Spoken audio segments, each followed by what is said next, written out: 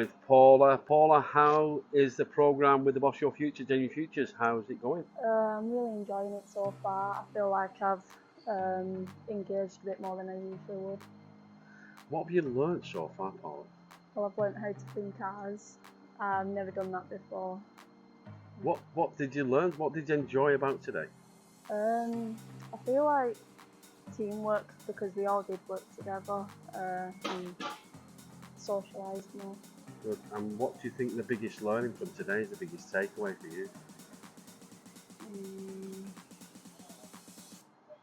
I don't know. I feel like trying new things and giving them a try, yeah. Good. And what's the programme? How do you think the programme can help you, Paula? I feel like it can help my confidence. And if you could do any job in the world, what would you like to do? Who would you like to have the conversations with to get a job with? What kind of businesses you'd like to work with? I've been working more towards public services. Probably something to do that, yeah. And what would you say to any other young person thinking about the Boss Your Future programme? Definitely enjoying it, yeah. Perfect. Well, thank you, Paula. Thanks for today. Thank you.